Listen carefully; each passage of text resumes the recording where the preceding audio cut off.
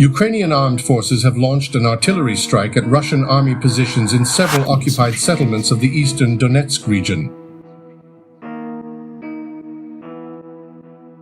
As a result of the strike, 3 D-20 howitzers, a 2 S-29 MSTAS self-propelled artillery installation, an ammunition depot, 2 R-330J Jitel radio-electronic warfare stations have been destroyed, and a large number of military personnel have been killed.